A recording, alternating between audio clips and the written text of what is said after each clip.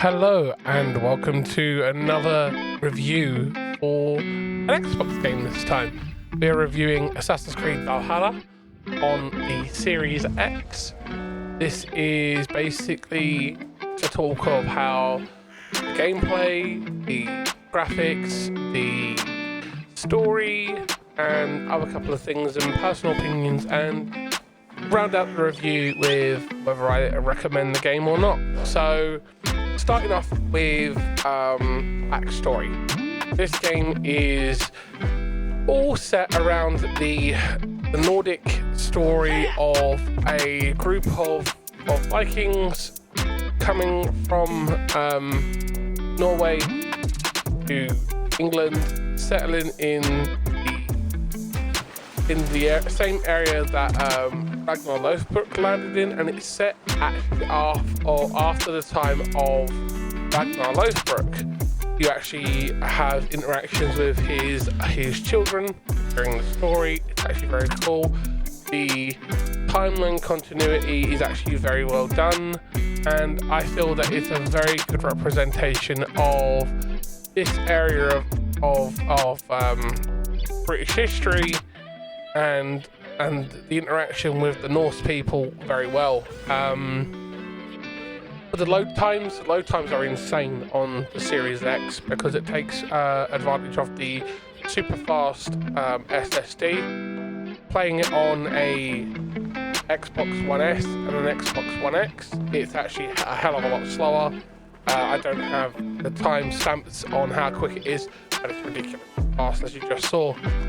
Now, I think that the game, on a visual standpoint, is amazing. The graphics, even though that the game doesn't take advantage of all of the compute power that the Series X has to offer, it is still an amazing piece of tech and an amazing example of 9th generation early utilization. That's the word I was looking for. I feel that the combat system is great. The ability tree for the game is amazing. You do have to sink some time into it, and I know that there are a lot of reviews out there who slate the game for saying that you have to do too much work in the game, that it's too long-winded and stuff like that. But it's a catch-22, you know, because people would then complain if the game was too short. So I feel that whilst there are people that are complaining that the game is too long and it's very time consuming, that's the whole point of an action RPG game. Sorry, but you'd complain otherwise. So ignore the reviews that say it's too long. It's just stupid, in my opinion, because the game like this should be long. It's supposed to immerse you into a world, and it does it perfectly. It does it flawlessly, and I definitely recommend it because of that fact as well. The fact that it has the ability to play through the game and you feel so immersed within the world that you don't realise just how long you've spent in it. My gameplay was all done live on Twitch, where you can catch me streaming Wednesday through to Sunday from 5 PM till 1 AM usually. And I did it all live on stream, and I can tell you right now, we probably played close to about 100+ hours on this game, and we still have tons of achievements left to get, and there's also the DLCs that are scheduled for it, so they're going to be great, and they're going to do an amazing job with it, especially within the situation that we're in right now with lockdowns and the global epidemic and stuff like that. So definitely recommend that if you want a game that can immerse you, definitely up there with that upper echelon of games like that in my book, which are like Final Fantasies.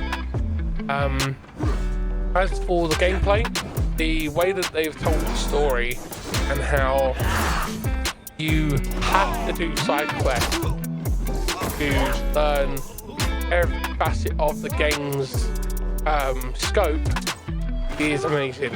I feel that for a person who plays action RPGs and RPG games on a regular, this is an amazing game, simply because of the fact that it's actually going to reward you with stuff that ties into the lore of the game, the lore of Eivor, and the actual expanded lore of the Isu people and how each one of their interactions is tied in throughout the games, back all the way through to the first ones. And it's a really cool mechanic that they've followed through with. The skill tree on the game is absolutely huge. You have your three main trees, the yellow, the red and the blue, which is the bear, the wolf and the raven. They max out at 400 and then you unlock the mastery point system. As you can see on the stream right now, you can see that. You've got some really cool inventory as well. Yeah, I know there's a lot of microtransactions, but AAA titles have those nowadays. If you're gonna piss and moan about it, stop playing games, really. It's not forcing you to buy them, because if you play the game enough, you can go see a character that will appear in your village called Redder, and you could do his daily quests, and you can unlock the premium items just by farming the opals that you can farm from him and that you can discover out in the world as a completionist would do by discovering everything in the game. So for people to complain about microtransactions and them being duplicitous about it, I mean, it's 2021 and it's been a thing for many years now, so just get over it, really. The versatility of the gameplay, where you can use pretty much any weapon in any combination once you've unlocked the ability to dual wield, is a lot of fun. You can use swords, shields, spears, or Dane axes. It's a lot of fun, and it adds a level of versatility and replayability, depends on how you want to play the game. Hopefully they will add New Game Plus at some point. Right now, with the release of the game being a couple months now, they haven't actually done a New Game Plus mode yet. Hopefully they will, because they did that in Odyssey and it was very, very good. And I really do recommend that they do add a New Game Plus if they listen to this. The story is amazing. The gameplay is great. The graphics are truly awesome. I will say that I do have a couple of annoying gripes, but they're personal preferences. The scaling or the difficulty levels don't seem to correlate with what they're ranked at. I've played the game through on both Vikinger and Berserker mode now, and the difficulty jump from hard to insane, which is basically Berserker is hard and very hard or insane would be Vikinger. The difficulty jump is, it's not really clear, you know, on how they've done it, but it just seems like they've cranked the damage output of the enemies quite high and made their resilience like super high too. So you're wailing on enemies for a good 5 or 10 minutes, and it's you're as fragile as a piece of paper. So if you do want a really big challenge, definitely go for that the Vikinger mode, because that's where that true difficulty lies. Playing it through on Berserker is hard mode, and most of the game can be easily done at that level. You will struggle with things like Ragnar Lothbrok's Vikingers and you like the looks of the daughters, which are tied to the armor of Odin, and you need that to unlock the hammer of Odin, which also will like to get because it's really cool. Better than before. I personally would rate this game as one of the best Assassin's Creed games that they've done in recent years. Given the fact that there's still a lot more to come out for it, with the DLCs. I probably will end up reviewing those as well at some point.